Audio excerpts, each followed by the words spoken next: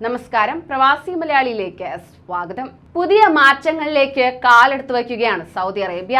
അങ്ങനെ ആ വിട്ടുവീഴ്ചകൾക്കും ഒരുങ്ങുന്നു.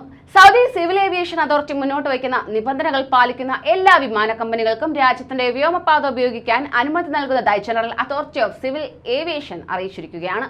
ഇസ്രായേൽ സന്ദർശനം പൂർത്തിയാക്കിയ ശേഷം US പ്രസിഡന്റ് ജോ ബൈഡൻ ഇന്ന് സൗദിയിലെത്താനിരിക്കെയാണ് തങ്ങളുടെ വ്യോമപാതകൾ ഇസ്രായേൽ ഉൾപ്പെടെയുള്ള രാജ്യങ്ങളിൽ നിന്നുള്ള വിമാന കമ്പനികൾക്ക് തുറന്നു കൊടുക്കുന്ന കാര്യം സൗദി അധികൃതർ പ്രഖ്യാപിച്ചിരിക്കുന്നത്. തീരുമാനം സ്വാഗതം ചെയ്തിരിക്കുകയാണ് US പ്രസിഡന്റ്. വ്യോമപാത തുറക്കാനുള്ള സൗദി അറേബ്യയുടെ തീരുമാനത്തെ സ്വാഗതം ചെയ്യുന്നതായി പ്രഖ്യാപനം വന്നയുടൻ അമേരിക്കൻ പ്രസിഡന്റ് അറിയിക്കുകയും ചെയ്തു.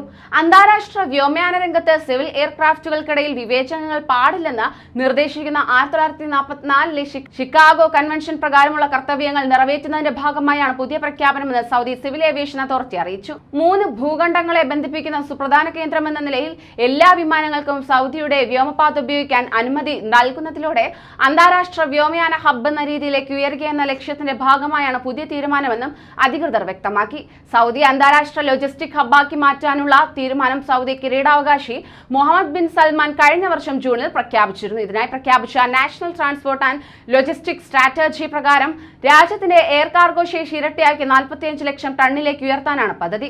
ഇന്ന് വെള്ളിയാഴ്ച പുലർച്ചെ ഔദ്യോഗിക ട്വിറ്റർ ഹാൻഡിൽ വഴിയാണ് വ്യോമയാന പാത എല്ലാവർക്കുമായി തുറന്നു നൽകുന്ന കാര്യം സിവിൽ ഏവിയേഷൻ അതോറിറ്റി പ്രഖ്യാപിച്ചത്. എന്നാൽ ഈ അനുമതി എന്നു മുതൽ നിലവിൽ വരുമെന്ന കാര്യം ഇതുവരെ അധികൃതർ വ്യക്തമാക്കിയിട്ടില്ല. ഇതിനിടെ ഇസ്രായേലിലെ മുസ്ലിങ്ങൾക്ക് മക്കയിലേക്കും മദീനയിലേക്കും ചാർട്ടേഡ് വിമാനം അനുവദിക്കുന്ന കാര്യം US പ്രസിഡന്റിന്റെ സന്ദർശനത്തിൽ പ്രഖ്യാപിച്ചേക്കുമെന്നും റിപ്പോർട്ടുകളുണ്ട്. ഇക്കാര്യം US ഉദ്യോഗസ്ഥൻ കഴിഞ്ഞ ദിവസം വ്യക്തമാക്കിയിരുന്നു. നിലവിൽ UAE, ബഹ്റൈൻ വിമാന കമ്പനികൾക്ക് സൗദി വ്യോമപാത ഉപയോഗിച്ച് ഇസ്രായേലിലേക്ക് പറക്കാൻ അനുമതിയുമുണ്ട്.